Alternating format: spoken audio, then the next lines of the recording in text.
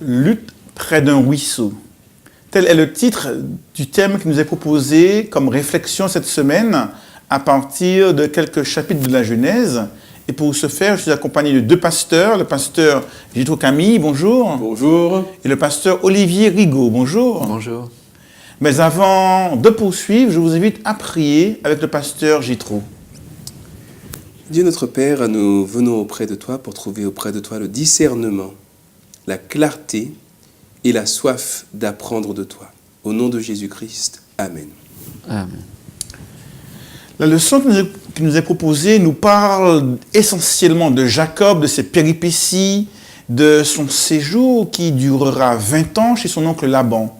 Séjour au cours duquel il aura l'occasion de prendre femme une fois, deux fois, d'être trompé, de tromper, et on verra comment, au fur et à mesure de son cheminement, qu'il va découvrir que la ruse, la tromperie ne mène pas à grand-chose.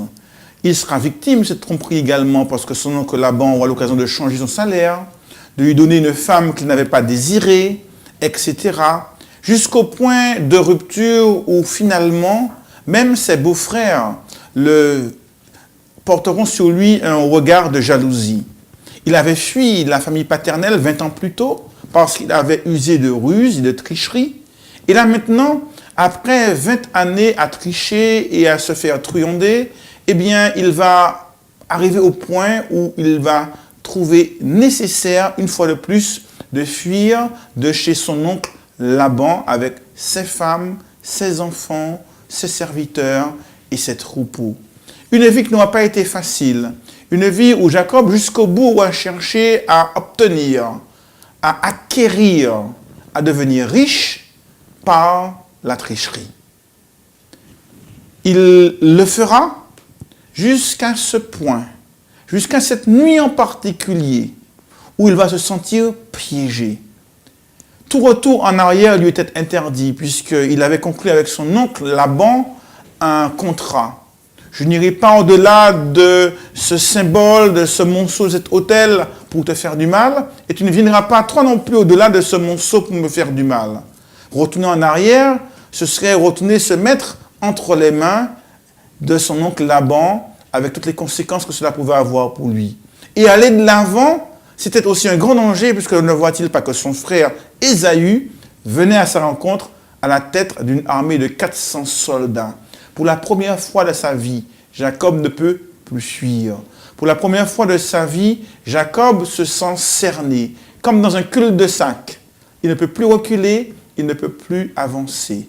Pour la première fois de sa vie, il va envisager une solution autre que la tricherie, une solution autre que la manipulation, une solution autre que le mensonge.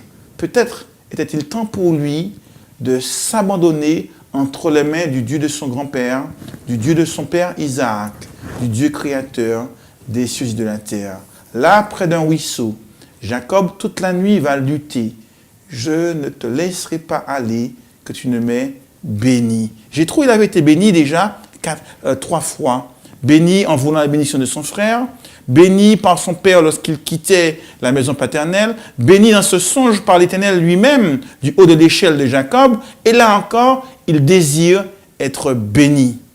Tout en restant Jacob, c'est-à-dire en usant de moyens non conventionnels pour obtenir ce qu'il veut. C'est quand même curieux cette manière de lutter avec Dieu toute une nuit pour obtenir sa bénédiction. Et cela m'amène à un premier point clé.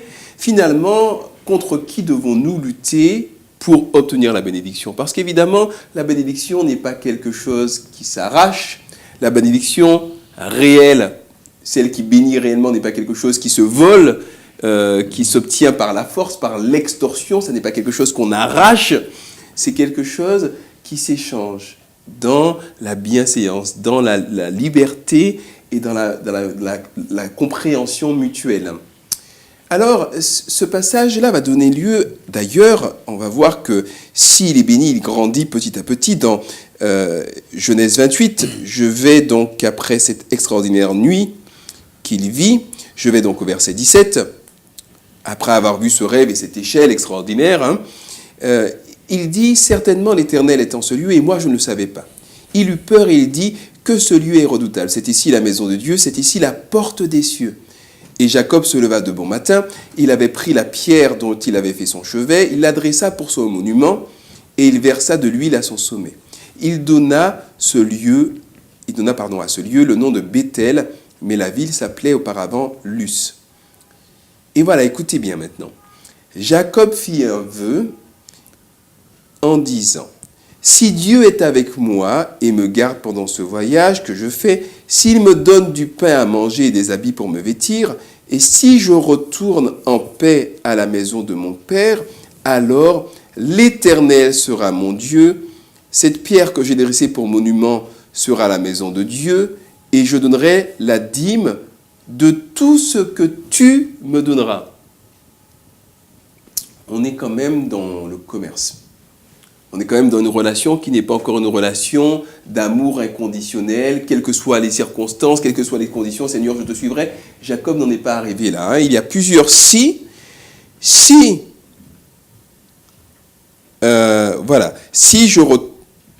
Dieu est avec moi, si Dieu me garde, s'il me donne à manger, s'il me donne des habits, et si je peux revenir en paix, alors l'Éternel sera mon Dieu. Donc c'est un converti. C'est quelqu'un qui est à la porte de la conversion et qui est encore un peu dans la manipulation, dans la transaction, dans le commerce. Le converti est celui qui aime simplement Dieu, indépendamment des circonstances, ou en tout cas au-delà ou en dépit des circonstances, bonnes ou mauvaises. Son amour pour Dieu est là, il est fort, il est puissant et il le guide.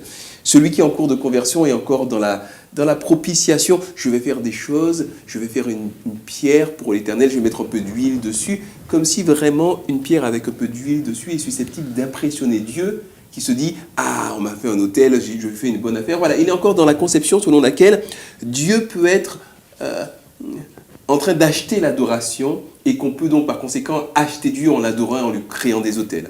Donc il y a encore tout un processus de conversion qu'il y a à venir, mais c'est quand même Jacob, c'est quand même ensuite Israël, c'est le père d'une grande nation et c'est le peuple duquel vient Jésus-Christ. Donc on voit que des individus peut-être les moins clairvoyants, les moins matures spirituellement, Dieu peut faire des miracles et Dieu peut amener une véritable croissance spirituelle. Un autre point sur lequel une discussion peut s'engager, c'est le prix qu'il y a à payer pour la réconciliation. On voit quand Jacob va retrouver son frère Ésaü qu'il prépare tout un camp avec des troupeaux, des choses. Enfin, bon. D'abord, Ésaü refuse en disant « j'ai de quoi subvenir à mes propres besoins », mais finalement, il accepte le cadeau. Et Jacob a une attitude d'humilité complète. Il appelle son frère « mon Seigneur », alors qu'avant, il le prenait clairement pour un idiot en lui volant son droit d'aînesse contre un plat de lentilles. Il a toute une attitude d'humilité. Enfin, bref, il paie le prix qu'il faut payer pour pouvoir adoucir le cœur de son frère, qui vient quand même pour le tuer, et pour pouvoir se réconcilier. Alors, le point à discuter, ce serait le prix qu'il y a à payer pour les réconciliations, et puis aussi le prix qu'il y a à payer pour les non-réconciliations. Parce que quoi que vous fassiez, il y a un prix à payer quelque part, et il faut être prêt à l'assumer. Voilà, enfin, un dernier point. Je l'ai évoqué un petit peu tout à l'heure, mais j'insiste un peu sur ce point-là. Jacob lutte avec l'ange pour obtenir la bénédiction, mais finalement, contre qui devrions-nous réellement lutter pour obtenir la bénédiction? Est-ce que ce n'est pas contre nous-mêmes qu'il faut lutter pour pouvoir laisser Dieu nous bénir, puisque Dieu est tellement désireux de nous bénir et nous supplie de le laisser nous bénir? Et finalement, c'est nous qui sommes bien souvent une entrave à cela. Oui, tout à fait. Il y a deux points qui ressortent, cette lutte avec Dieu et cette réconciliation avec son frère à travers ce récit.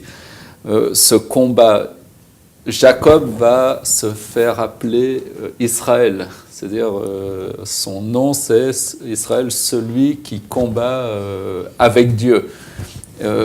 Et je trouve que ce nom-là est un nom qui est intéressant parce que la vie est un combat, mais c'est un combat qui se passe avec Dieu.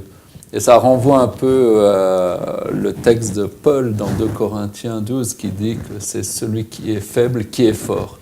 C'est-à-dire c'est celui qui est capable de laisser Dieu agir qui est vraiment fort. C'est celui qui lutte non pas par lui-même, mais qui lutte avec Dieu et pas contre Dieu, qui en fait s'ouvre les voies d'un renouveau, d'une nouvelle histoire. Un nouveau nom pour une nouvelle histoire. Parce que suite à cette nuit, eh bien, il va rencontrer son frère et il va quelque part demander pardon à son frère. Oui, certes, cette réconciliation n'est pas des plus pures, comme tu l'as bien exprimé, Jétro. Il y a encore des petits arrangements, on essaye de calculer, on y met encore sa part humaine, mais qui ne se reconnaît pas non plus à travers ça? On a toujours peur et on essaye toujours quelque part de contrôler les choses. Mais Dieu arrive à faire son œuvre malgré nos faiblesses, malgré nos limites, malgré